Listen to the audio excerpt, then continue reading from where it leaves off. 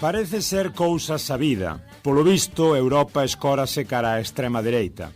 Esta última xa está integrada nos gobernos italiano, húngaro, croata e, cando tal, neerlandés tamén. Tamén forma parte da coalición mayoritaria en Suecia, en Finlandia, Eslovaquia e Letonia. E irrompe noutras partes, como en Portugal nas eleccións do pasado marzo. O semanario británico The Economist observa que máis do 20% dos votantes en 15 dos 27 Estados membros da Unión Europea, entre eles todos os países grandes agás España, manifestan a súa simpatía polos partidos da dereita dura. Noutros artigos, esta será calificada de populista, iliberal, nativista, nacionalista. Desde logo, resulta difícil nomeala, falar dela. Se cadra porque a primeira vista engloba un pouco de todo.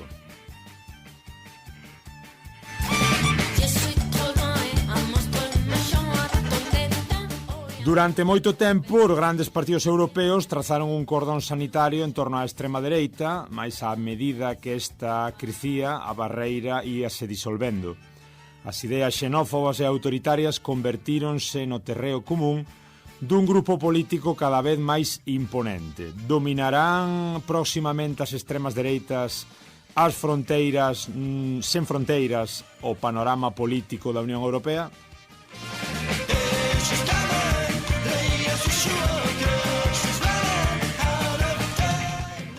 Isto é o que escribía Gregory Rzepski neste mes de xuño de 2024 na antesala das eleccións europeas. Facíao no Le Monde Diplomatique, un diario nada susceptible de facer análises pouco críticas e pouco rigorosas, o semanario, ou máis ben, o diario, digamos, a publicación mensual francesa moi recoñecida a nivel europeo, a nivel mundial, baixo o título A fusión das dereitas, no original en francés, Les droits en fusion.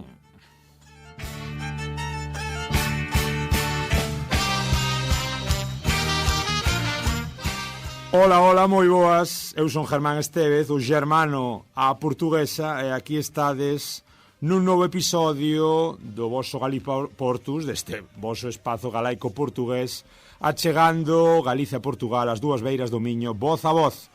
Hoxe, como vedes, falamos das eleccións europeas e facémolo coas ópticas que sempre nos gustan, coas ópticas galegas e portuguesas, confrontando ideas e achegando posturas. Benvidos!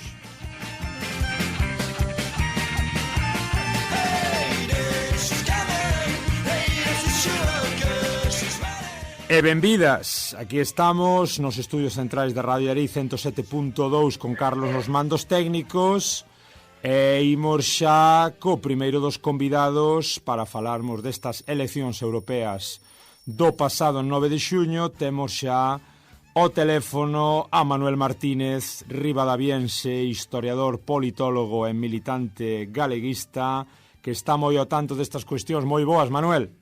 Moi boas, Germán, un placer estar aquí hoxe contigo. O placer é noso, estamos afeitos tamén sempre a falar en clave política con dinosaurios, un pouco da cuestión, é unha maravilla poder falar tamén coa xente nova. Contanos un pouquiño, bueno, primeiro estás por Ribadavia, non? Sí, exactamente, estou por Ribadavia. Moi ben. Desde Ribadavia, o primeiro que che preguntamos é como valoras a participación do pasado domingo? Un 50% en clave estatal.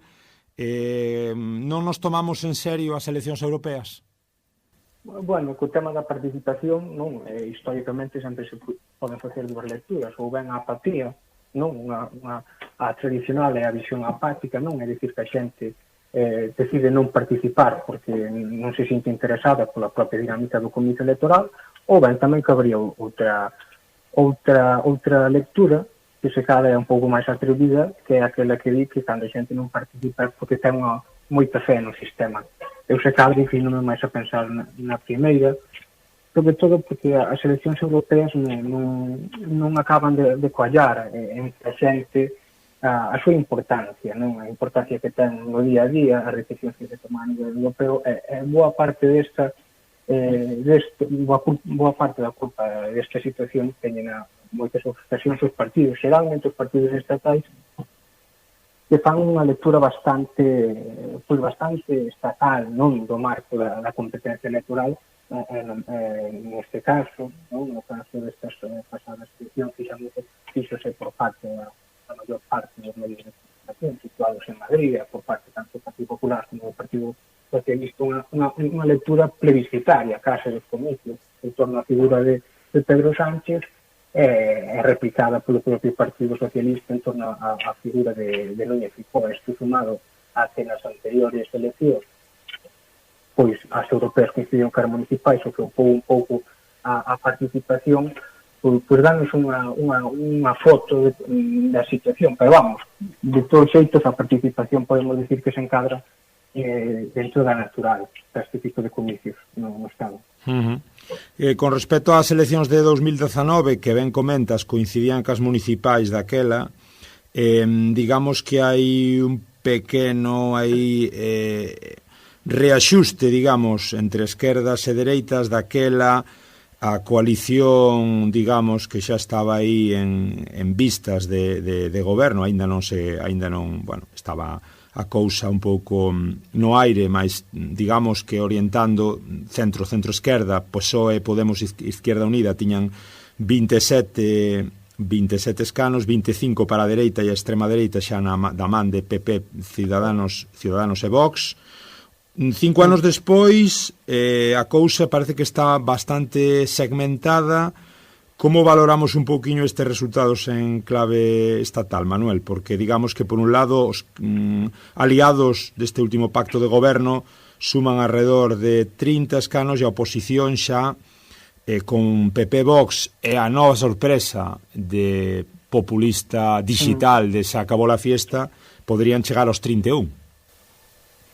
Sí, o certo é que bueno, primeiramente hai un efecto que podíamos decir que é óptico, porque nas anteriores eleccións do 2019 a dereita, francamente, en especial o Partido Popular, estaba sufrindo unha crise interna moi importante, non que ao final prolongase no tempo e acaba a destitución de Casado, pero, por exemplo, nunha comunidade que é tan propicia para o Partido Popular, hai que recordar que no ano 2019 o Partido Popular perde as eleccións europeas en Galicia, o cal é moi significativo de cal era a situación do Partido Popular nese momento.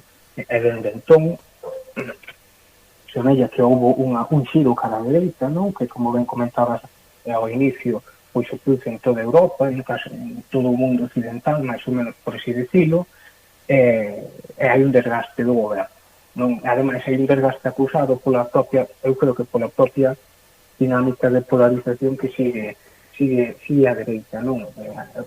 O PSOE vese obrigado para cubrirse a facer pois unha campaña moi centrada no seu xefe de goberno, neste caso en Pedro Sánchez, o que produce isto, por así decirlo, unha concentración de voto nos dos grandes partidos, o que, pois, o meu modo de ver, pois lastra o espacio á esquerda do Partido Socialista, que perde votantes en favor desa chamada optimización do voto. Por eso tamén na clave galega quero salientar o bo resultado do BNG, porque ante esa dinámica o BNG é capaz de incrementar hai datos moi significativos. Por exemplo, se cada vez logo temos máis tempo de Galicia, pero o Partido Socialista no que xunto do Estado perde 3 puntos. Pois ben, en Galicia o Partido Socialista perdeu 8 puntos, o que nos fala nun contexto moi complicado, non? Como digo, de polarización e de campaña moi centrada na optimización de voto, como foron as xerais, por certo, onde o BNG sufriu. Pois neste caso o BNG estuvo en disposición de sacar un moi bo resultado e deixar o PSDG un resultado que, se ben a priori podería parecer que é bo o PSDG, en tanto en canto parece que recupera a segunda posición, deixos ao meu modo de ver, nunha situación un tanto complicada, non? Porque parece que o BNG pois consolida un electorado que sempre se tachou de voluble ou de voto prestado. Sí, moi ben, pois en canto ao que comentas, está claro que hai movementos e pode haber repercusións a nivel Estado. Agora vou co análise en clave galega. Pensas que pode haber novidades en canto á gobernabilidade ou digamos que estas eleccións, a última de 4 ou 5 que levamos no último ano e pouco, non deixan Non deixan grandes movimentos de terra e a cousa vai continuar igual nos próximos 2 anos, polo menos. Bueno, eu creo que máis que depender do resultado das eleccións europeas, o tema da gobernabilidade do Estado, que é o que te refires, pero que está máis condicionado pola situación política en Cataluña e pola posible formación dun goberno do PSC ou por un entendemento entre os partidos independentistas ou ben por unha repetición electoral en Cataluña, que segundo moitos analistas podería determinar ao presidente do goberno a facer coincidir unhas eleccións xerais coas eleccións en Cataluña, entendendo que eso auparía ao Partido Socialista, que se desempeña francamente ben en Cataluña nestes momentos, que é o seu maior activo electoral, pero é difícil aventurar cal vai ser a resposta do goberno. A verdade é que verdadeiramente está tendo moitos problemas legislativos, pero considero que se existe unha posibilidade de adianto semella que a máis propicia son unha concordancia cunhas hipotéticas eleccións autonómicas en Cataluña, pero en todo caso é difícil de saber. PP, PSOE, os grandes partidos de Estado sempre, digamos que todos os partidos, pero sobre todo os partidos de Estado sempre acostuman a vender os seus resultados como moi en positivo, desde a óptica da análise política. Como valoras eses 22 eurodiputados do PP e os 20 do PSOE? Digamos que hai esa caída que sinalabas un pouco do PSOE, o PP tampouco avanza todo o que pensaba. Pensas que son os bons resultados para os dous? Bueno, isto que apuntas é moi interesante, porque hoxe en día, además de sacar un bo resultado, semella que tamén é moi importante o día despois facer unha lectura que xa compre boa parte do electorado do mesmo resultado, non? Eu creo que aí estuvo de acordo contigo, o PSOE é capaz de aguantar, non? Porque para min, danse conta que o propio Pedro Sánchez é un gran activo electoral para eles, non? E que é capaz que a súa presencia non pois concitar a boa parte da esquerda que en outro momento non votou ao Partido Socialista, votar ao Partido Socialista nunha lógica moi plebiscitaria, que foi a que, ao meu modo de ver, se impuxo nestas eleccións europeas, en boa parte porque se o quixo o PP, que foi o que en primeiro momento lanzou un propio plebiscito sobre Pedro Sánchez. Hai que recordar cal foi a campaña, o lema de campaña do Partido Popular, tuvo outra a respuesta, non? Unha idea de que apelaba ao votante para votar a Sánchez directamente. Esta frase, non? Para votar a Sánchez, creo que foi a máis repetida por parte do Partido Popular. Se ben é certo que o Partido Popular está en disposición de gañar as eleccións, podemos dicir así que un pouco que fixo a goma, non? Collendo un símil ciclista, porque as enquisas fai meses lle daban unha vantaxe bastante folgada, non? Incluso chegando aos 10 puntos, que son moitos. Logo parece que se acurtaba moito a distancia, incluso que o Partido Socialista podía ou ben optar un empate técnico ou incluso sorpasar o PP, e finalmente a lectura, as eleccións quedaron pois gañando o PP por 4 puntos. O que en boa medida dá argumentos a ambos os dous partidos para facer unha lectura positiva. O Partido Popular pode decir que gañou as eleccións con 4 puntos, que non son poucos, pero tampouco son excesivos, nin moitos, nin o que decían as enquisas, e o Partido Socialista pode decir que quedou moi preto do Partido Popular nun ambiente que non era nada propicio para a socialdemocracia a nivel europeo, en un ambiente no que a propia esquerda no conxunto do Estado retrocede contra a dereita. Como valoras justamente ese resultado e esa loita, esa pugna entre Sumar e Podemos, 3 eurodiputados para Sumar e 2 para Podemos, Manuel? Pois, bueno, eu creo que no caso de Podemos é outro dos grandes partidos que poden decir, poden estar contentos co resultado das eleccións, non? Porque é un partido que se quixo dar por morto, non? Sobre todo por parte de Sumar, cunha relación bastante agresiva cara a eles, ademais tamén conta que Sumar forma parte do goberno, ten uns recursos que nestes momentos Podemos non tiña ou non ten.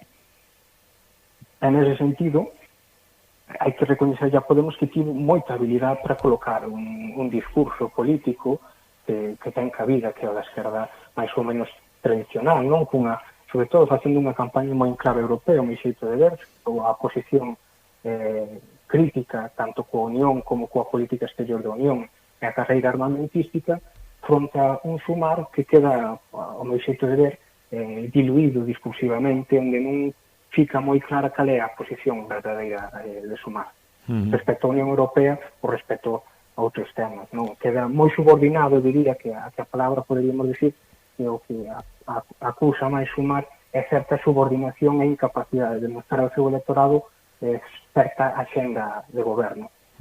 E en pleno auxe da extrema dereita, que impacto van ter eses 6 eurodeputados de Vox, case 10% de voto, e sobre todo que significado lle das a chegada deste tal Alvise Pérez co 4,59 a nivel Estado e en 2, pouco a nivel galego? Sí, bueno, aquí o significado Vox podemos decir que lle aconteceu un pouco como o Partido Popular, así que se daban un número de diputados maior ao que finalmente acabou.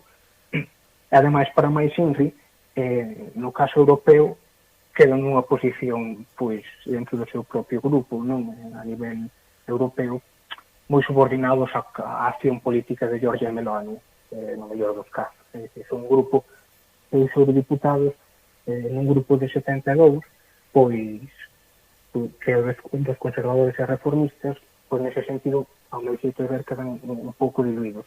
E no caso da Alvise, pois sí, é unha sorpresa. Tamén habería que dicir que as eleccións europeas son propicias para xenerar esta especie de movimentos populistas, ou definámoslo así, neste caso de extrema dereita, de protesta, pero que, claro, a baixa participación tamén nos pode conducir a certa distorsión dos resultados, non? Habería que ver cal sería o desempeño de Alvise Pérez nunhas eleccións xerais, non? En todo caso, eu creo que o que mostra o auxe da Alvise Pérez é que existe, por así decir, o máis preocupante, o máis xeito de ver, é que se compra, é dicir, que a masa social compra con moita facilidade este tipo de discursos, é dicir, que, por así decirlo, hai un humus propicio, non, para que este tipo de discursos de extrema dereita coañen con moita facilidade, como estamos vendo. Entón, eso sí que é verdadeiramente preocupante. A carreira, incluso política personal da Alvise, é moi significativa, non? Porque Alvise foi un señor que empezou en UPyD, non? E podemos ir percorrendo xeito coa carreira dos últimos 10 anos políticas da Alvise hasta as diversas fiestas de oportunidade e o corremento cara á dereita de boa parte dunha masa social, non? Que empeza en UPyD, logo está en Ciudadanos, certa aproximación ao PP, Vox, e agora sitúese aí, e tamén fala do fato político de Alvise Pérez, claro, que é capaz de detectar que aí hai un nicho electoral importante. Que 2-3 liñas separan a se acabou a fiesta de Vox, Manuel? Pois, bueno, eu creo que agora mesmo esa é a cuestión fundamental. Creo que o propio Alvise Pérez está intentando dilucidar eso e atopar un espacio, non? Creo que en recentes declaracións ten declaracións moi polémicas, por exemplo, sobre a figura da monarquía, non? Sobre o rei, eu creo que sería un punto importante, non? Logo se cadra, ten un discurso, é dicir, moito máis populista, que non obedece tanto a trayectoria da ultradereita clásica europea, non?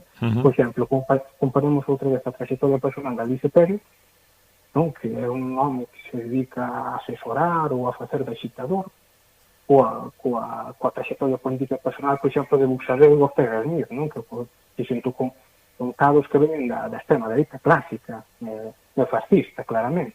Igual que no caso de Meloni, por exemplo. Eu creo que isto tamén é unha diferencia. É, sobre todo, unha maior capacidade de aunar ese unha sorte de voto protesta que sempre no mundo ibérico ou no español tivo bastante penetración social no sentido de dunha especie dun hipotético ataque contra a clase política, contra a corrupción, este tipo de discurso, non? Que tamén lle daba, ou polo que mostran as enquisas de utilización ideolóxica dos votantes, pois unha maior penetración en xente que non está tan ideologizada, o meu xeito de entender a cuestión. Como cuarta forza, mellorando ampliamente o que tamén dicían as enquisas, eses 2 ou 3 eurodiputados que se lle daba ahora a repúblicas, ao final consolidáronse os 3, casi un 5% dos votos, ben, asegura tamén neste punto Ana Miranda, a eurodiputada do BNG, o seu escano en Bruxelas. Como entendemos tamén a importancia desta alianza estratégica entre Bildu, Esquerra e BNG, con ese, repito, cuarto maior resultado de todas as listas, Manuel? Sí, bueno, neste caso os resultados son moi positivos, tanto en términos absolutos como en términos relativos. E digo de términos relativos porque non é fácil sacar un bo resultado, non? Ainda que Bildu e o BNG son partidos que con certa puxanza nun contexto no que Esquerra vive unha crise interna importante, sobre todo en canto a salida das catalanas, os resultados, a saída do goberno e as negociacións dun hipotético novo goberno, ben sexa co partido co PSC ou ben sexa con Junts. Entonces, eu creo que o resultado agora repúblicas hai no que valorar moito, non? E sobre todo reivindico particularmente, ou máis que reivindicar, chama a atención sobre o bo resultado e o bo desempeño do bloque nacionalista galego. Nunhas eleccións que para mí sempre son moi complicadas, non? Porque ao final o marco estatal imponse con moita facilidade. En Galiza, de feito, podemos dicir que como ocorre moitas veces, Galicia é diferente, non?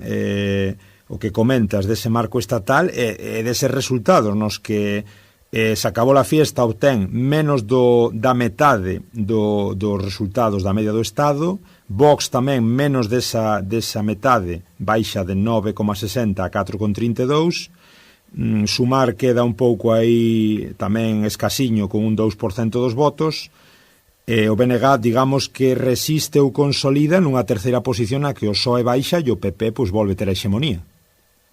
Sí, a ver, a lectura en clave galega, primeiramente, veía que dicir o que explique, que lo dice en un sitio diferente, e diría eu extraordinariamente diferente, porque nun contexto da base da extrema dereita en toda Europa, é dicir, en Galicia seguramente este nas zonas de Europa que menor porcentaxe de voto ten a extrema dereita, sin lugar a dúbidas, había que comparar datos, non sei se cabra a cidade de Hamburgo, que sempre tuvo unha tradición así moi antifascista, ou con algunha outra zona que ahora mesmo se me escapa de Europa, debemos de estar pois con índices de moi baixos para a extrema dereita, o cal é reseñable, creo que tamén fala moito e moi ben da calidade da nosa conversación pública, nese sentido, non? Na que a extrema dereita pois non ten cabido, non ten un resultado, vamos a decir así, residual. E a lectura, pois claro, comparto plenamente. O Partido Popular ten motivos para estar contento, non? Porque un 43% dos votos nunhas eleccións nas que non existe tampouco un desempeño tan grande da súa maquinaria electoral, é dicir, son unhas eleccións nas que en maior medida se lhe permite o seu electorado pois que decide participar ou non, é dicir, ten unha visión máis proactiva das eleccións fronte unhas eleccións galegas na que a propia estrutura orgánica do Partido Popular tende a hipermobilizarse, por así decirlo, ter unha relación, pois máis, o elector ten unha relación un pouco máis pasiva, non cos propios comicios, non?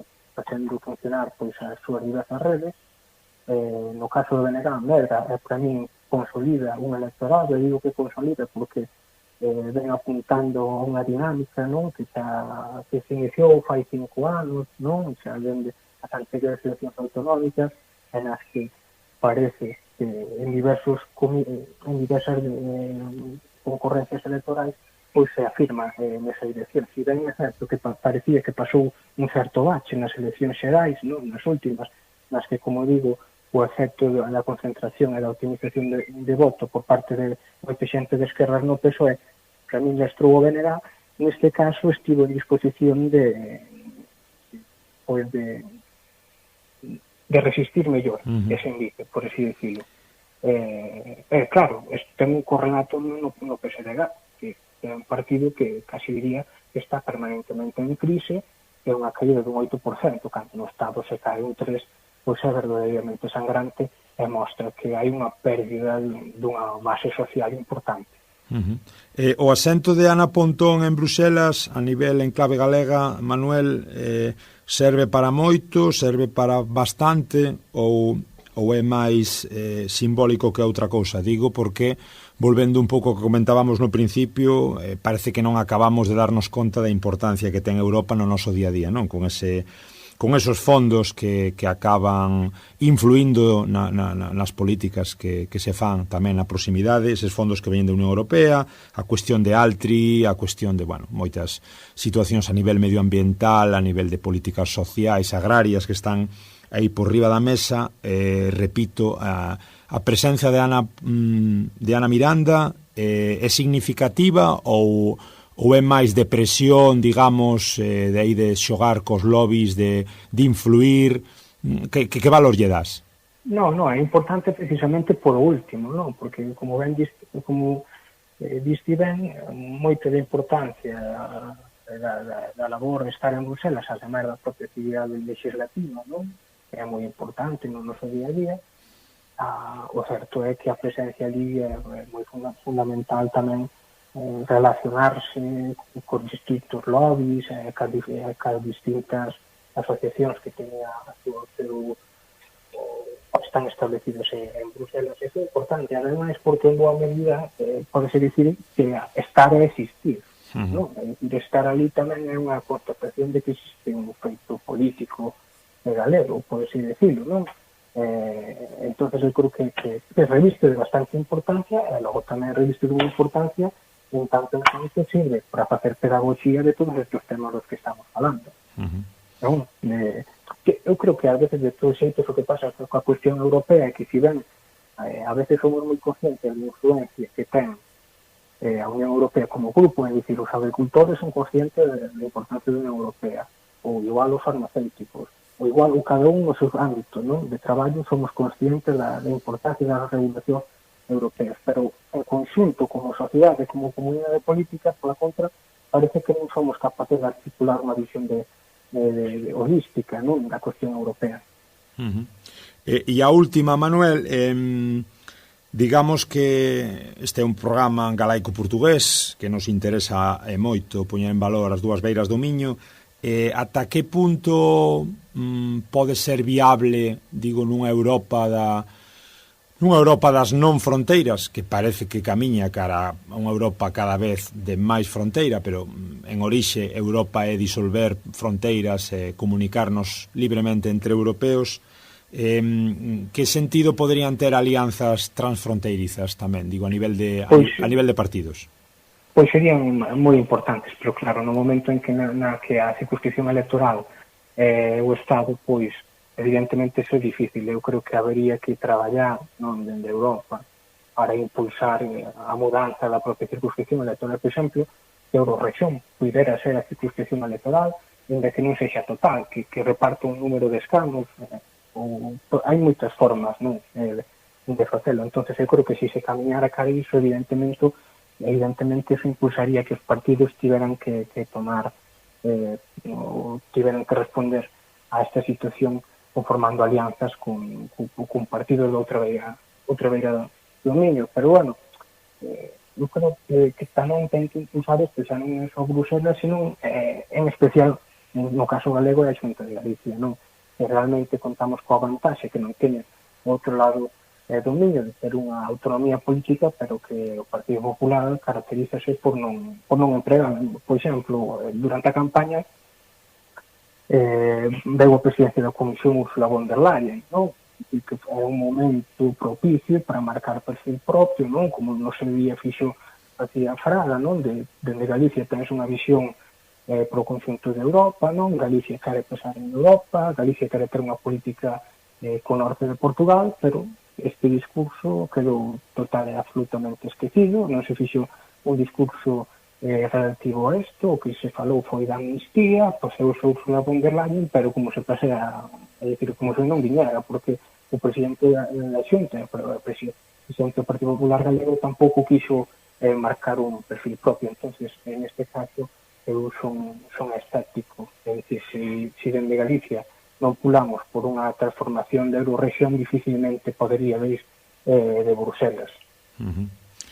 E agora, Manuel, que imos facer sen eleccións? Porque que para os que gostan de seguir, de estar detrás da cuestión política, que nos espera neste 2024 e no 25?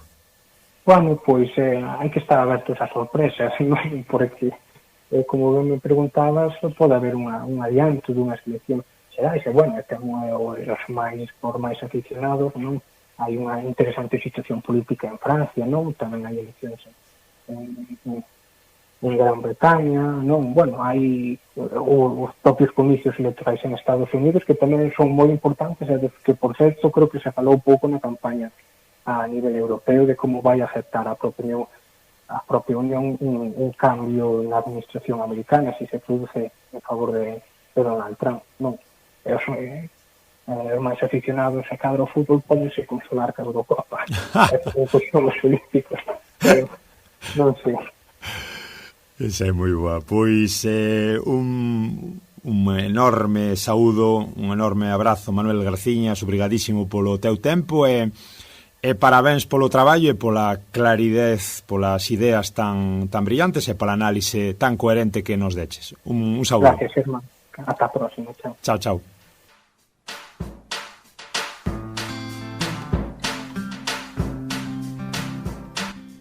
Moi ben, e despois de Ribadavia atravesamos o Miño, vamos até o Porto, estamos xa na análise desde Portugal, desde o norte querido portugués. Estamos con Rui Pereira, investigador e pedagogo, doutor e profesor de comunicación da Universidade Lusófona do Porto, antigo xornalista tamén de investigación, premiado con 20 anos de experiencia e durante 13 a traballar no semanario Expreso. Moi boas, bon día, Rui. Muito bom dia para todos na Galiza. Un placer terte aquí no Galiportus, neste espazo galaico portugués, hoxe falando das eleccións europeas. Como analiza un doutor en comunicación o que pasou, digamos, a nivel da participación, porque lendo un pouquiño vexo que Portugal, despois de Letonia, Lituania, Croacia, Eslovaquia e canda Bulgaria, prácticamente é dos países con menor participación. Os portugueses non teñen interese polas eleccións europeas? German, renovo os votos de bom dia. As eleições europeias são sempre vistas em Portugal a uma grande distância. Isto é, as pessoas não se aperceberam ainda que grande parte da vida delas é decidida em Bruxelas. E creio que, sobretudo nos países mais débeis, mais frágeis, como é o caso de Portugal, dos pequenos países, pequenos e médios países, os países mais pobres e mais fracos, as pessoas não perceberam que existe um caminho para uma ditadura dos países mais poderosos sobre os países de soberanias mais frágeis, nomeadamente no plano económico, não é? E a União Europeia tem sido fértil nisso. Os portugueses, a União Europeia tem tido desde 1986, quando da adesão de Portugal, tem sido objeto de uma campanha de comunicação e até de propaganda quase do nível mítico. Parece haver um mito da Europa, não é? O mito de que Portugal passou a ser europeu. Bom, que eu saiba, nunca fomos africanos, não é? Mas, geograficamente. Mas este mito, esta entronização da Europa como um mito, criou ao mesmo tempo, ultrapassou o problema da verdade ou da mentira. O mito não é um problema de verdade ou de mentira, é um problema de fé, é um problema de crença. E instalou-se uma religião da Europa com os seus dogmas e, portanto, essa indiscutibilidade passou, digamos assim, interiorizada para o povo português, no caso do povo português, que não discute esse problema. A Europa é um problema que não se discute, mas também não se vota, não é? Portanto, a Europa é uma coisa que está lá longe. É uma espécie de um mito, como os gregos tinham os seus mitos, não é? Uma espécie de deuses com as suas religiões, com os seus presbíteros, com os seus padres, que vêm às televisões regularmente, os ministros, os comentadores, falar da Europa em termos de grande sofisma, normalmente. Portanto, as pessoas sentem-se muitíssimo afastadas e, sobretudo, não ligam, e bem, aquilo que se passa em Bruxelas com os interesses delas e com a participação delas.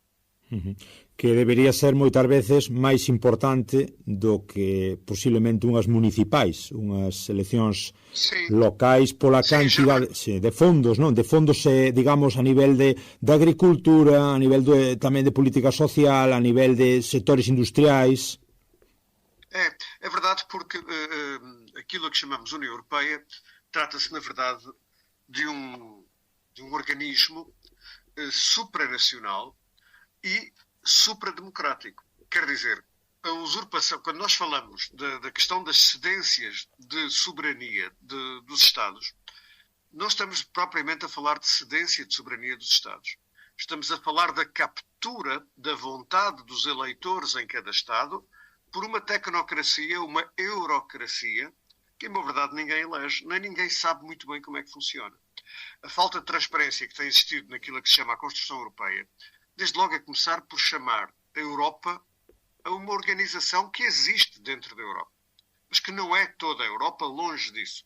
Aliás, os Estados Unidos têm-se encarregado de dizer isso muitíssimo bem. Quando agora falam da nova Europa, que são os países mais próximos, os países de leste, e falam da velha Europa, que somos nós. Ora bem, isto significa que a União Europeia é percebida como de facto uma entidade longínqua, mas na verdade é uma entidade que tem capturado a vontade dos povos. Isto é, hoje em dia, os próprios governos nacionais, os próprios Estados nacionais, dizem com muita frequência aos seus cidadãos: bom, nós isso não podemos fazer porque a União Europeia não permite. Ou temos uma diretiva da União Europeia que obriga a que. E tudo isso a troco de uma chantagem que é a chantagem dos fundos, não é? O povo grego, em 2014, sentiu isso muitíssimo bem. Quando o Syriza ganha as eleições com um programa anti-austeritário, e a Comissão Europeia lhe diz: muito bem, vocês põem em prática a vossa política, nós não vos financiamos. Não é? Portanto, isto é o limite da antidemocracia. Quando não ganham aquilo que nós queremos, nós, pura e simplesmente, acabamos com os financiamentos. Não é? Portanto, este género de práticas, que tem sido de uma erosão democrática devastadora por parte da Comissão Europeia e dos seus organismos, tem contribuído, de facto, para uma captura da própria democracia. Eu conheço poucos organismos mais antidemocráticos do que a Comissão Europeia.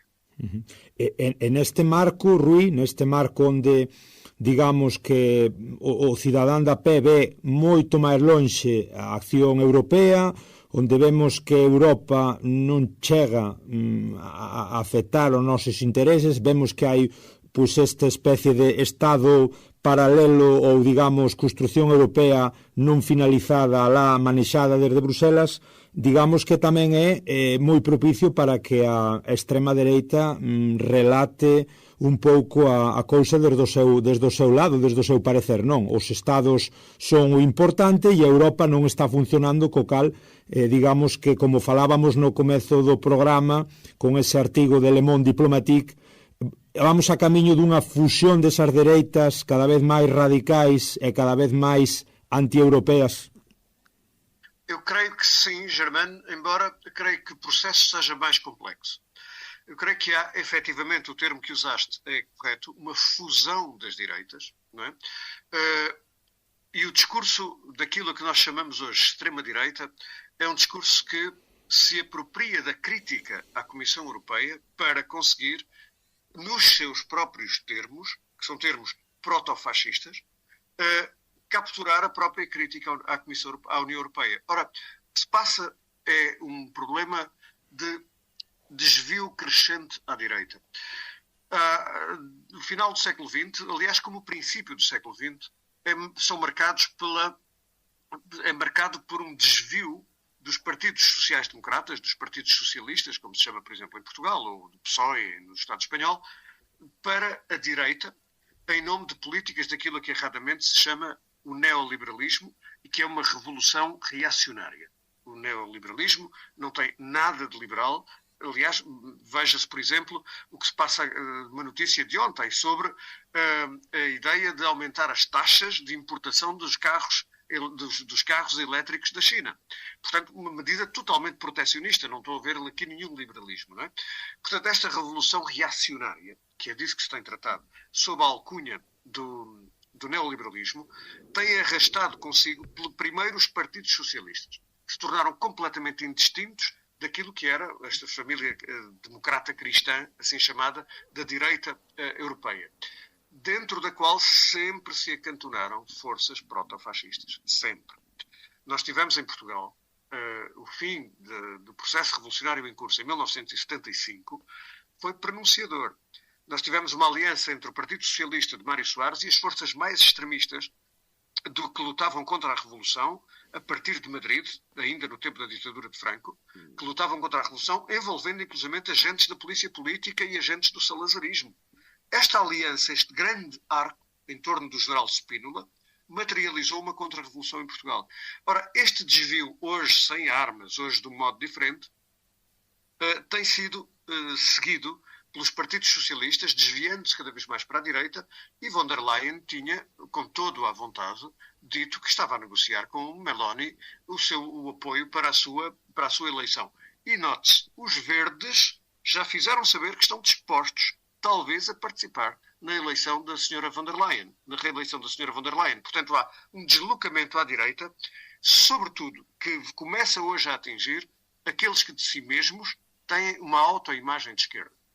Isso é hoje muito visível, por exemplo, na questão da Ucrânia, em que aqueles que mais muitos dos que mais parecem opor-se à ditadura de Putin, à autocracia putinista, estão, na verdade, a ignorar por completo a intervenção americana que antecedeu a intervenção russa na Ucrânia, em 2014. Coisa, aliás, que eles na altura notaram. Há documentação desse género, por exemplo, em partidos como o Bloco de Esquerda em Portugal, não é? Que criticaram profundamente o golpe de Estado de Maidan em 2014, mas que hoje o ignoram em nome da luta contra Putin e da suposta luta democrática que está a ser travada na Ucrânia. E que não tem absolutamente nada a ver com isso. Portanto, tem havido um deslocamento sucessivo para a direita que tem arrastado muitas franjas da própria esquerda.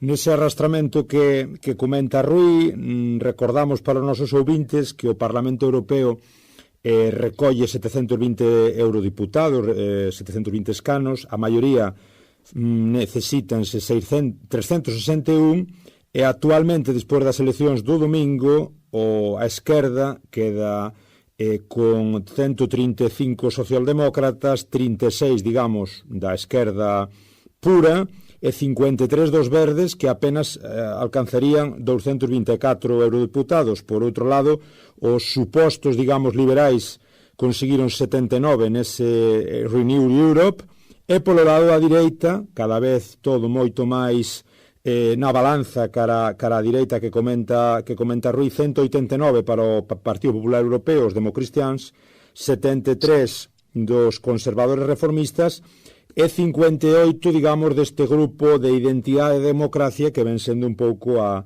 extrema direita.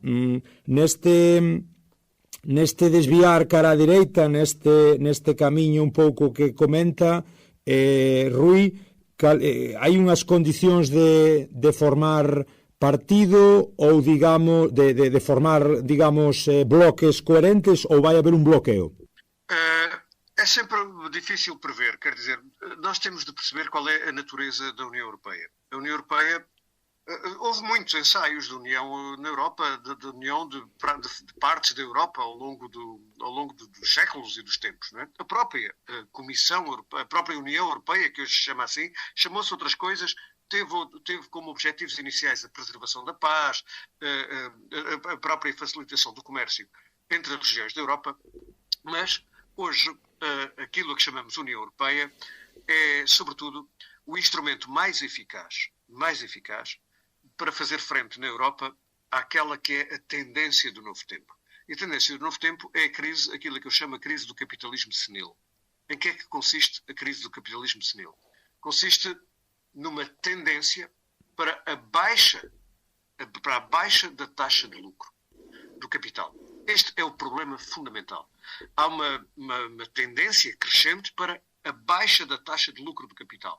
E é por isso que o capital se torna cada vez mais especulativo, circulando a maior velocidade para melhor se multiplicar. Ora bem, aquilo que chamamos as políticas neoliberais são políticas de concentração do capital. Nada mais.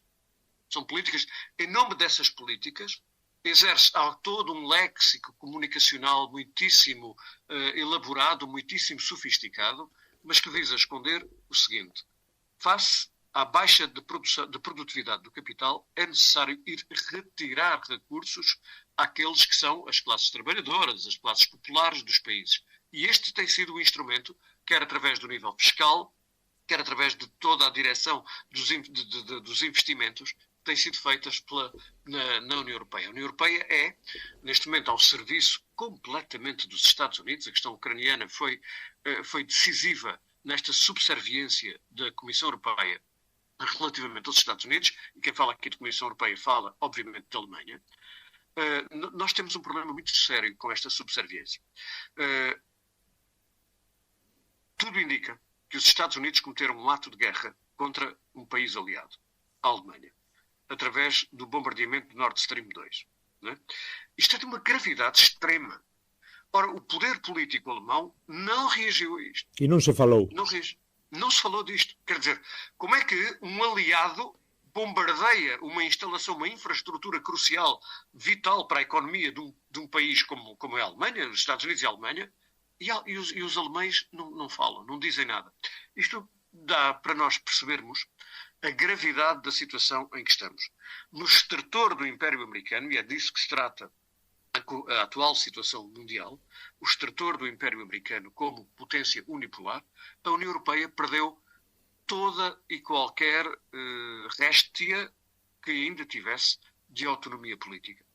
Este problema tem levado a União Europeia, pode conduzir-nos a políticas militaristas, pode conduzir-nos a políticas perigosíssimas. Claro que os enunciados nunca são esses, não é? Há uma eufemização, a eurocracia tem um léxico próprio, o europeus. Aquilo é uma língua própria, não é? Faz-me lembrar as missas da Igreja Católica que até aos anos 1960 eram lidas em latim. Não porque as pessoas soubessem latim, mas porque, como não percebiam, ainda assustava mais. Não é? Portanto, e a União Europeia tem hoje o seu latim, que é um latim de subserviência, não é? E que consiste na captura das soberanias nacionais postas ao serviço de políticas de acumulação e de centralização do capital e, linearmente, ao serviço hoje dos Estados Unidos. Portanto, é uma situação perigosíssima, com falsos argumentos como a Ucrânia, etc, porque, na verdade, não se está a defender democracia nenhuma na Ucrânia. Não é nada disso que se trata. Os Estados Unidos querem que os ucranianos matem russos por eles. É tão simples quanto isto. Porque, assim, não têm a despesa de perder vidas norte-americanas e o preço político que isso implica. Sim, aliás, há senadores norte-americanos que disseram muitíssimo bem. E com muita clareza. Vamos lutar contra a Rússia até o último ucraniano.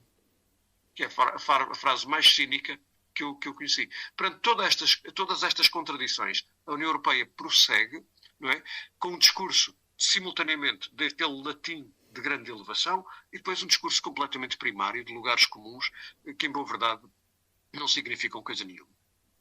E falando de discursos, Rui, levamos uns anos vendo como funciona ben o discurso da extrema direita, Orbán, Meloni, Le Pen, a Alternativa por Alemanha, ao caso de Austria, Vox, o Chega. Como explica un doutor en comunicación na lusófona do Porto a nivel comunicativo ese éxito desa extrema direita tanto en puxanza? Germano, é difícil. Há diferentes dimensões. É verdade que a extrema-direita tem um discurso muitíssimo simplista, mas a pergunta que colocas é uma pergunta interessantíssima. E sendo um discurso crítico, porquê é que os povos, de um modo geral, não aderem a um discurso crítico à esquerda, mas sim aderem a um discurso crítico à direita? Este problema é um problema que eu creio que falta pensar. Eu creio que hoje nós temos fronteiras. A minha tese de doutoramento na Universidade do Minho foi sobre o anticomunismo como categoria cultural.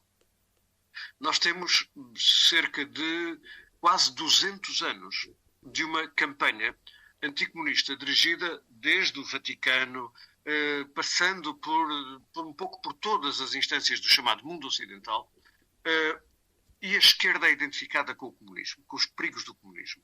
Ora bem, para qualquer pessoa, o comunismo é um perigo, para qualquer pessoa dos nossos povos, o comunismo é um perigo porque representa a possibilidade de uma ditadura, porque representa tudo aquilo que décadas e décadas e décadas de propaganda têm produzido na mente das pessoas. Inclusivamente, nós tivemos toda a Europa coberta por ditaduras de extrema-direita a partir de 1919. Não é?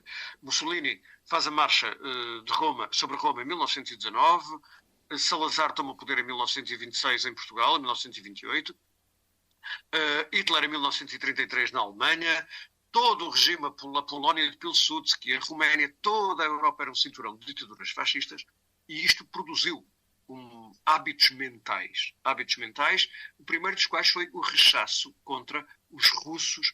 Veja-se, o combate contra Putin, por exemplo, trava-se para muitos setores da direita como um combate contra o comunismo, o que é uma coisa completamente absurda, não é? Eu não sei se alguma vez Putin foi comunista ou não, mas é a coisa mais secundária que existe, não é? Stalin foi o secretário-geral do Partido Comunista da União Soviética, foi o homem, que eu saiba, que mais comunistas matou. Não é? Portanto, nós temos que pôr isto em perspectiva e, sobretudo, inverter os termos daquilo em que falamos. Porquê é que a direita é mais eficaz no seu discurso? Bem, em primeiro lugar, porque a esquerda tem sido sempre estigmatizada como uma coisa perigosa, ditatorial, etc, etc, etc. Depois, porque todo o discurso das escolas, dos mídia, visa legitimar um discurso de direita, que é muitíssimo mais conveniente ao capital do que um discurso de esquerda. Nós não podemos perder de vista que, como forma política, o fascismo é apenas o instrumento mais agressivo do capital. Porque enquanto o capital pode subsistir com democracias liberais, etc., etc., falo. Quando já não consegue obter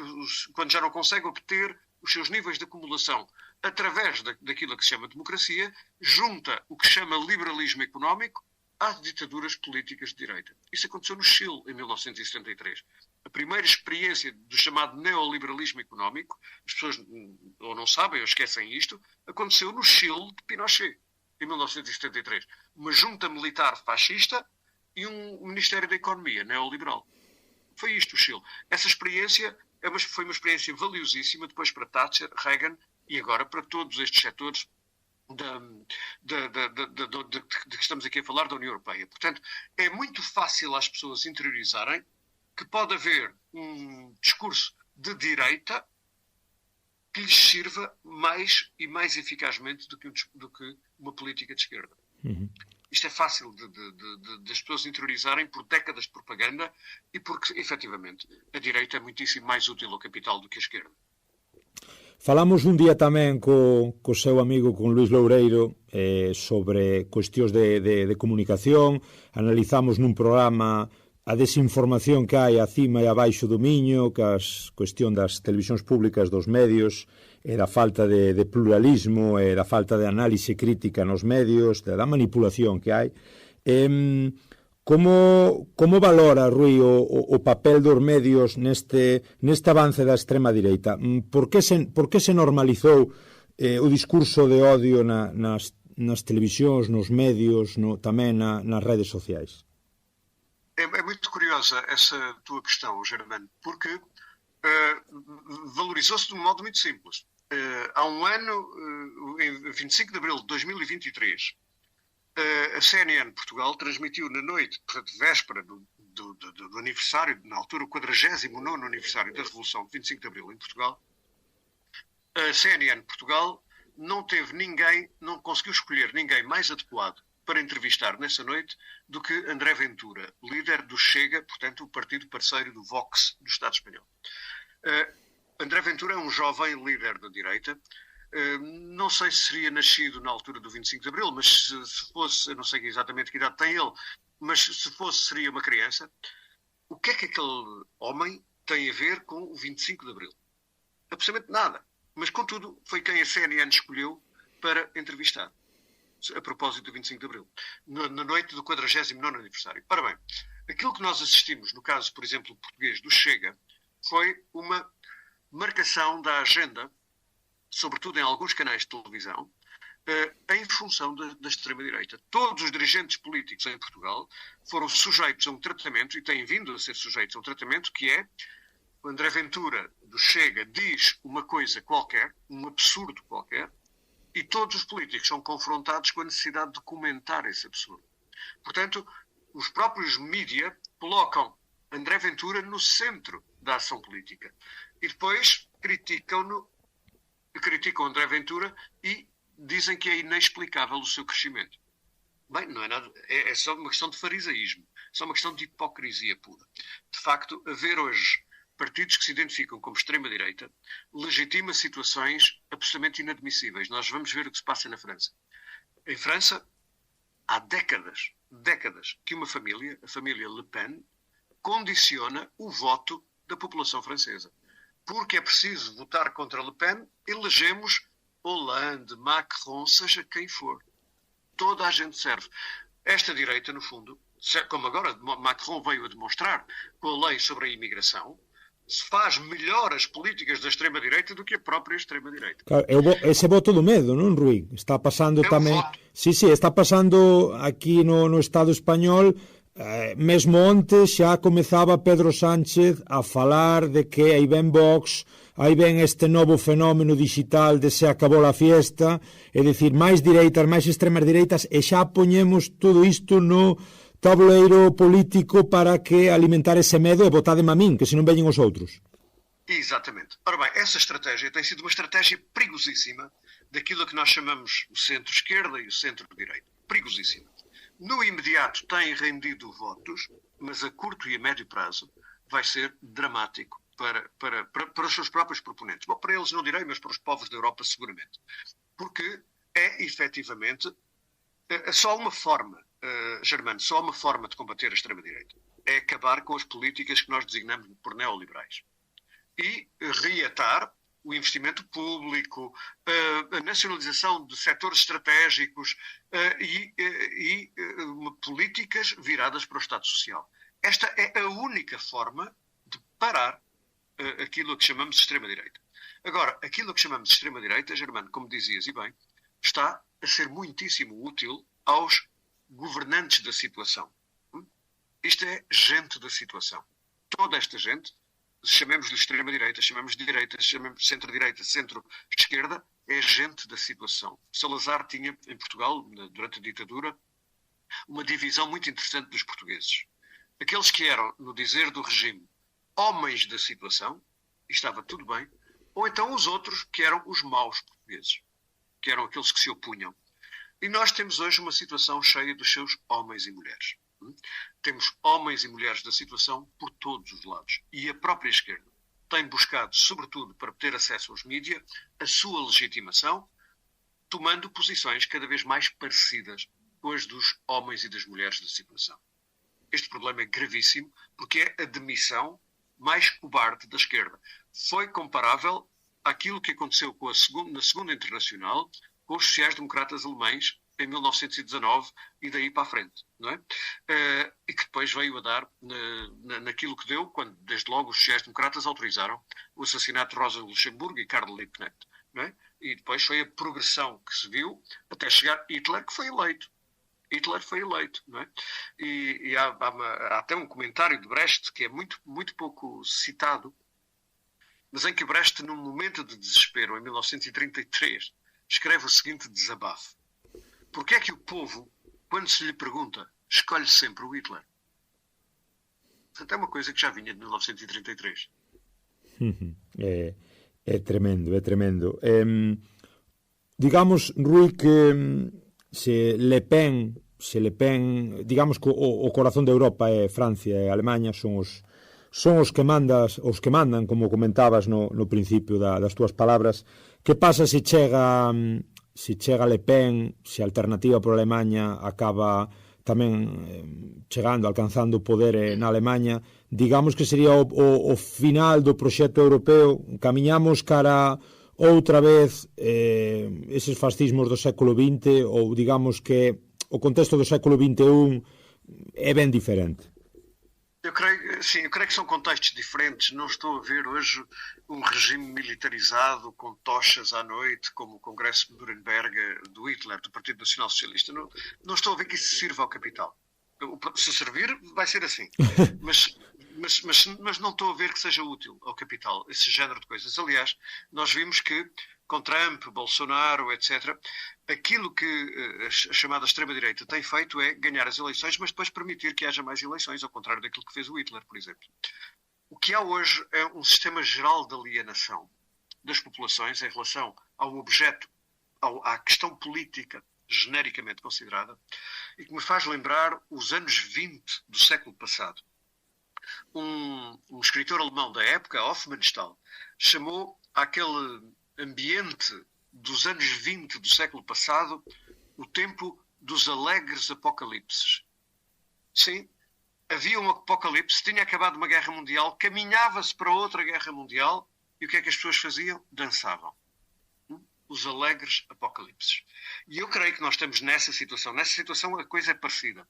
A forma exata que o regime vai ter, eu não sei qual será, mas é como dizia o Norman Mailer, o escritor norte-americano Norman Mailer: só sei que fascismo não vai ser o nome que lhe vão dar. Agora, que ele vai ser muito provavelmente fascista, no sentido neofascista, sim, penso que vai. Penso que pode ser. Nesse sentido, o projeto da União Europeia, conforme seja conveniente ou não a acumulação de capital, manter-se-á ou não se manterá. Desta forma ou de outra, não é? As formas são relativamente secundárias, mas creio que se preparam ambientes intelectuais e não só, de perseguição, primeiro aos imigrantes, mais tarde às pessoas de esquerda, dos casos da xenofobia, do racismo, etc., etc., etc., mas também a perseguição ideológica se avizinha, até porque, no caso do Estado espanhol, isso esteve sempre presente através da Guarda Civil, das estruturas judiciais, da Audiência Nacional, dos tribunais especiais, etc. Esteve sempre presente essa continuidade herdada do franquismo que nunca foi interrompida. E hoje, nas forças policiais, por exemplo, em Portugal, as infiltrações da extrema-direita são conhecidíssimas, não é? Portanto, a formação de milícias, como já aconteceu aqui no Porto há coisa de um mês, com os espancamentos de imigrantes, uma coisa absolutamente brutal, vai também passar para aqueles que estão hoje à esquerda. Sobretudo aqueles que mais consequentemente estão à esquerda. O líder dos neonazis em Portugal, um homem chamado Mário Machado, fez a seguinte declaração aqui há coisa de 1 ano e meio. Se a NATO declarar guerra à Rússia, todos os comunas portugueses são tornados por nós alvos legítimos. Portanto, é neste clima que nós estamos. Eu creio que a esquerda vai ter que se preparar para uma coisa destas, designadamente um combate feio, se for necessário. Temos moitos ouvintes, Rui, que seguro que están encantados coa conversa, mas do lado galego non acaban de entender moi ben o panorama político portugués. Contanos un pouco quen é Ventura, quen é Chega, que por certo baixou nas eleccións europeas a metade dos resultados que tiña, ata chegar a un 79% máis ou menos dos votos, e en que se diferencia Ventura e Chega de outros partidos de extrema direita como Vox ou como os movimentos de Meloni, Le Pen e compañía. Ora bem, Ventura é sobretudo um oportunista político. Não procuremos nenhuma doutrina, não procuremos nenhuma ideologia em André Ventura. André Ventura é um jovem jurista que se doutorou com uma tese sobre os direitos em direito, sobre os direitos da imigração, altamente favorável aos direitos da imigração, um discurso completamente de esquerda. Esta é a tese de doutoramento de André Ventura. Depois disso, ele progride como comentador num programa de futebol no canal Correio da Manhã TV, que é um canal de crimes e de chamados da televisão no seu pior. Não é? Foi aí comentador desportivo durante muito tempo. E aí se tornou uma personagem conhecida com notoriedade televisiva. pertencia ao Partido Social Democrata, ao PSD, partido que está hoje no poder em Portugal, de onde sai, em 2019, para formar primeiro uma aliança de uma coisa que se chamava Basta, muito com ressonâncias do Basta-Ya, do Estado espanhol e dessas coisas, e que depois vai conseguindo criar um sistema de financiamento muitíssimo obscuro, e um conjunto de relações, particularmente com o Vox, depois com Salvini, e que vai conseguindo criar, digamos, colocar-se a si mesmo na grande teia da extrema-direita europeia, das extremas-direitas europeias. A AfD, eu creio que é um outro problema, porque Tony Judt foi um historiador britânico, morreu há pouco tempo, morreu há alguns anos, e o Tony Judt escreveu sobre a Europa no pós-guerra, nomeadamente, e sobre as dificuldades do processo de desnazificação na Alemanha, quer na República Democrática Alemã, quer na Alemanha Federal. Porque os quadros que existiam, médicos, engenheiros, etc., para poderem fazer o seu trabalho durante o nazismo, tinham que se filiar do Partido Nacional Socialista. Não quer dizer que fossem nazis ou que deixassem de ser. Mas a verdade é que se fosse desnazificada a Alemanha ficava sem quadros. Não é? Portanto, um pouco como aconteceu na Revolução Russa em 1917, em que os bolcheviques tiveram de ir buscar quadros do regime do czar, também as Alemanhas, ambas, tiveram de ir buscar quadros que estavam comprometidos com o regime nazi. Ora bem, isto significa que a AfD tem contornos paramilitares muitíssimo mais desenvolvidos e históricos, que nunca abandonou, desde colunas militares blindadas até armamento e treino militar a sério, que um partido como o Chega em Portugal não tem. O Chega é, sobretudo, uma agregação de oportunistas, tem algumas figuras ainda do regime de Salazar e de Caetano, que o facto biológico, como se dizia na política espanhola em 1975, ainda não se encarregou deles, mas que se vai encarregar, e o resto são oportunistas do mais diferente tipo, gente sem nenhuma qualificação, e portanto que conseguiu, através daquela pujança da extrema-direita, propulsionada pelos mídias, chegar, por exemplo, com 50 deputados ao Parlamento, à Assembleia da República. Eu creio que esta força é uma força ilusória. Não creio que o Chega represente 1 milhão de votos. Teve, efetivamente, 1 milhão de votos, mas vai perdê-los, suponho eu.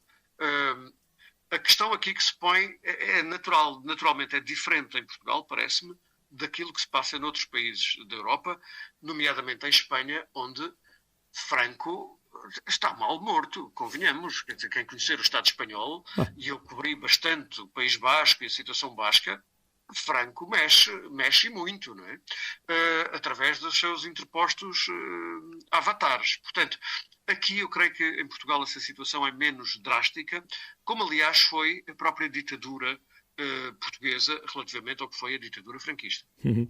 Sí, coméntanos, comentábanos Rui a cuestión de como no seu traballo tamén aqueles anos en España, no País Vasco, Franco que aínda se mexía. Como é a visión desde Portugal tamén do significado histórico do franquismo? É moi interesante sempre que pensan desde outro lado do miño en como somos no Estado español e como aínda se articulan esas realidades pós-franquistas.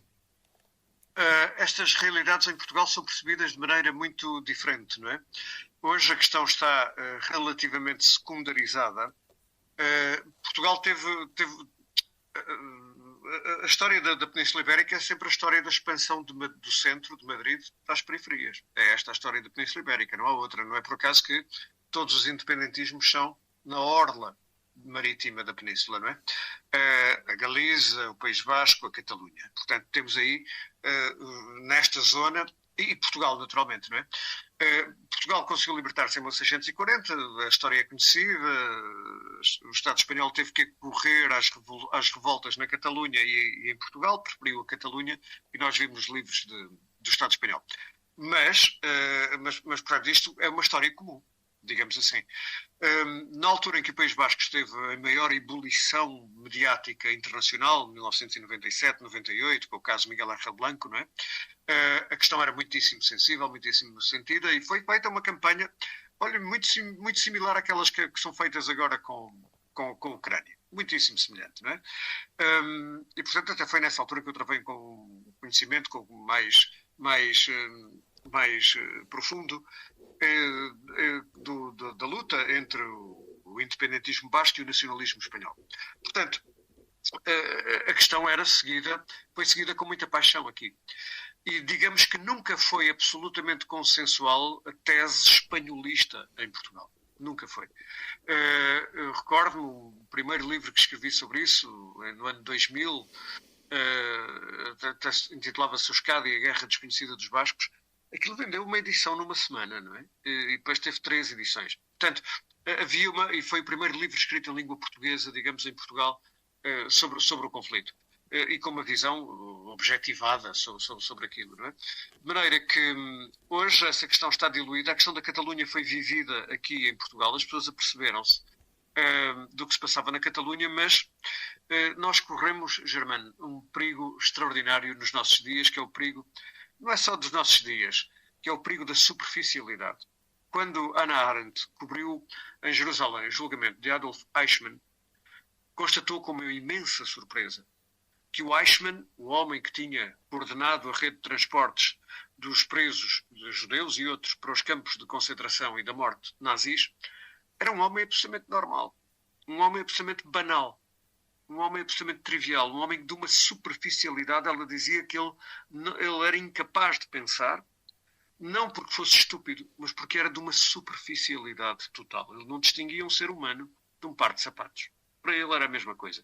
Portanto, eram quantidades que era preciso carregar de um sítio para o outro, não é? Fossem pares de sapatos ou seres humanos.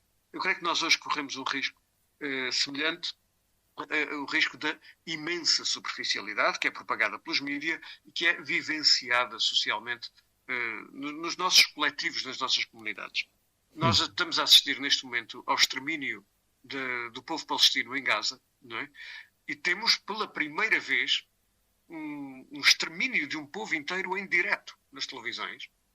Claro, tem havido muita contestação, mas estas imagens tornam-se banais. E este é um dos perigos dos mídias. É a banalização do mal. Hannah Arendt chamou-lhe a banalidade do mal. Não estava a falar propriamente dos mídias, mas projetava a sua reflexão sobre o nazismo para períodos posteriores.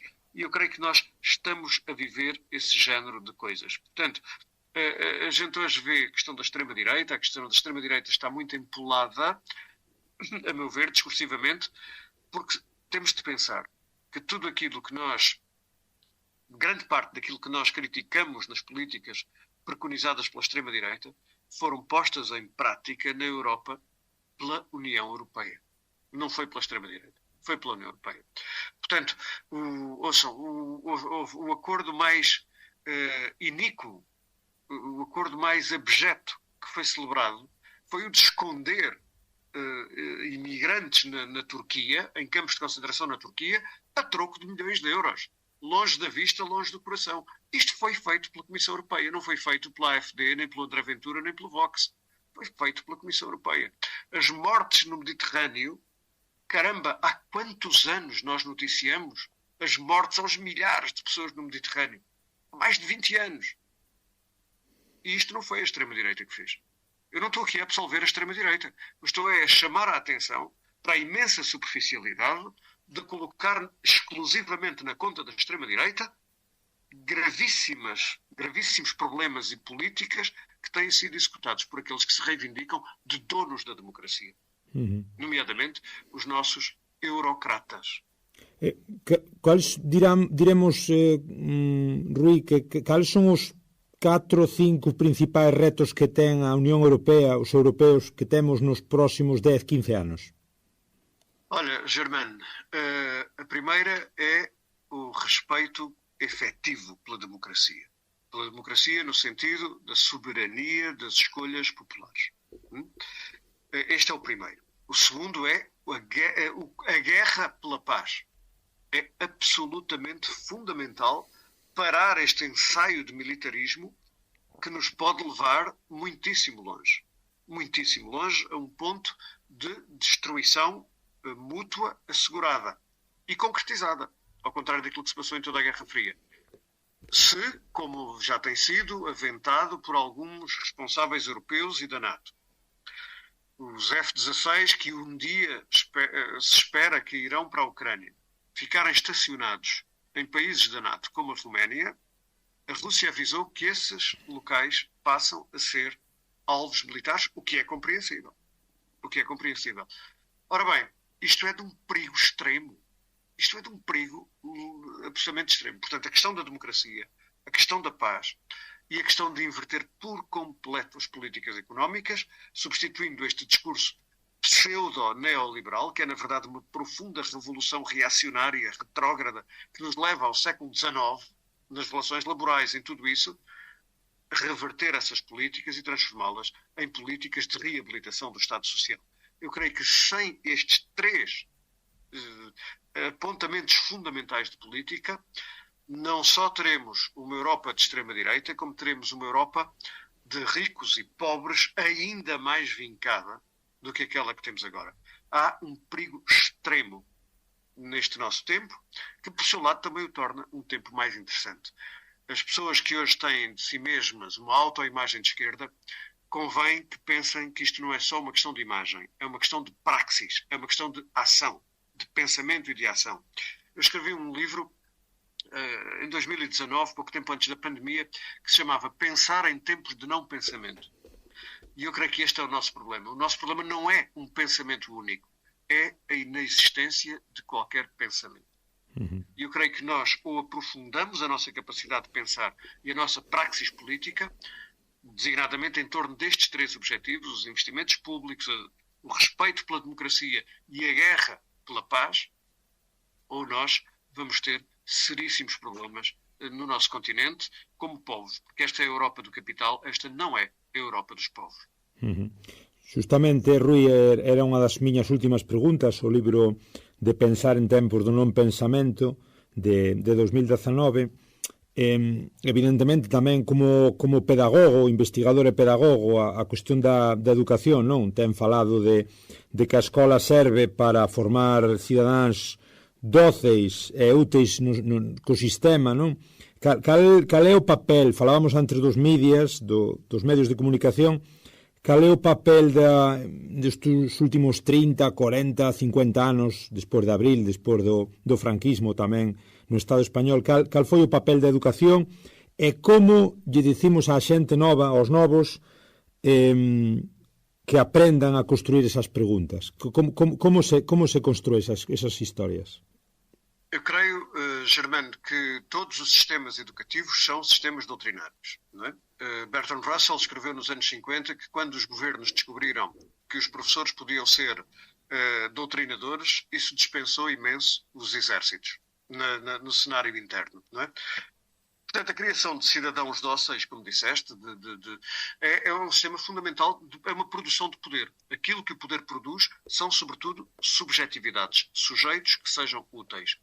Portanto, daí a necessidade da crítica, sobretudo na academia. Ora, que está na universidade, não é? Mas desde os programas escolares, o problema da formação de professores é absolutamente decisivo. Como escrevia Guy Debord em 1988, nos comentários sobre a sociedade de espetáculo, aquilo que ele avaliava relativamente à obra que tinha escrito em 68, 20 anos antes, a sociedade de espetáculo, era que a grande diferença é que o espetáculo tinha conseguido construir uma geração já modelada por ele, pelo espetáculo. Ora, nós hoje temos várias gerações. Isto é, os professores que trabalham com as nossas crianças foram eles próprios já doutrinados dentro deste sistema. E, portanto, quebrar as cadeias das doutrinas, da doutrinação, eu creio que só pode ser feito através de uma coisa de que o poder tentou apropriar-se e que se chama pensamento crítico. Meu amigo, o pensamento crítico não é outra coisa senão a crítica do pensamento. Isto é, porque é que eu penso aquilo que penso e porque é que aquele que pensa diferente pensa aquilo que pensa. E talvez, a partir da construção desta compreensão dos argumentos, nós consigamos aprofundar criticamente o nosso pensamento. É esta a chave. Claro que nós estamos a lidar, o pensamento tem a força que tem, é uma força perene, digamos assim, mas nós estamos a lidar com problemas muito concretos, de práticas, de políticas práticas, de exploração, e aqui a resistência a isto, e com muita gente que não quer nada dialogar. Quer dizer, A extrema-direita não vale a pena tentar negociar com o Hitler, percebeu-se isso, não é? Mas também começa a não valer a pena negociar com van der Leyen. O que é para negociar ou com Jens Stoltenberg? O que é para negociar? Não é? Portanto, a questão de cultivar o diálogo entre aqueles que estão disponíveis para dialogar é hoje absolutamente crucial. E aqui eu faço um apelo a todos aqueles que de si mesmos têm uma imagem de antifascistas, que façam o favor de pensar para além da sua autoimagem. Que façam o favor de se sentar sem dogmas, sem deuses, sem amos e, caramba, conversarem e pensarem juntos. O pensamento é a única coisa que nos pode salvar. Pois, con ese apelo ao pensamento deixamos a nosa conversa. Rui, parabéns, obrigadísimo, foi unha maravilla de tempo. Falaríamos o día inteiro. Penso que os nosos ouvintes tamén lle gustou moito o que escoitaron, o que foron aprendendo, e moitas felicidades e o mellor para si, Rui, e para os seus. Obrigado, Germano, também para todos vocês, irmãos galegos, un abraço forte daqui.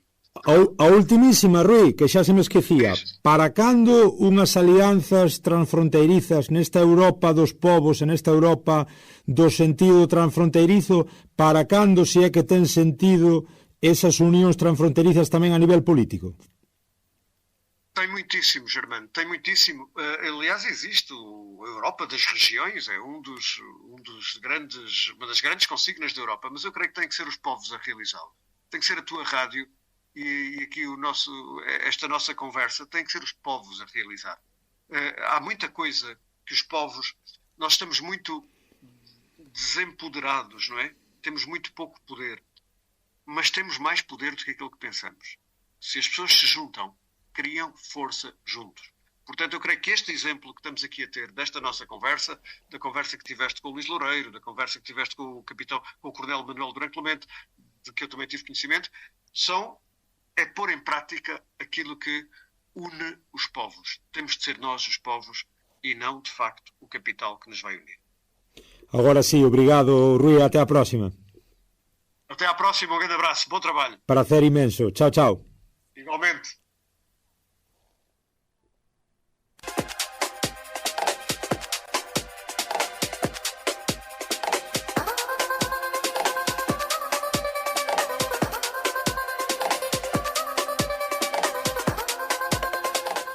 Moi ben, pois ata aquí a nosa conversa con Manuel Martínez desde Ribadavia, este historiador e politólogo, militante galeguista, xente nova tamén falando e analizando a cuestión das eleccións europeas, e desde o Porto, desde Portugal, Rui Pereira, este tremendo comunicador, investigador, pedagogo, antigo xornalista da man de Luís Loureiro, nosos colaboradores no norte portugués, analizando todo o que deu de si estas eleccións, toda a deriva que destas eleccións saiu. Veremos por onde van os tiros nos próximos meses e anos. Aí está esta análise profunda e estes desexos de pensar críticamente, que non está nada mal, e que partillamos desde aquí, desde o Galiportus. Recordade que estamos en galiportuspodcast@gmail.com. Seguídenos nas redes. Escoitádenos en iVoox, en Spotify, en Podgalego e en Apple Podcast, tamén en Radio Aderiz, aquí con Carlos 107.2. Os sábados hai o programa de 12 a 1, redifusión ás noites do sábado ás 10 e a tarde dos luns ás 6. Hoxe marchamos cun dos últimos temas de Bayuca con Sisamo. Obrigado, chao, chao, ata a próxima.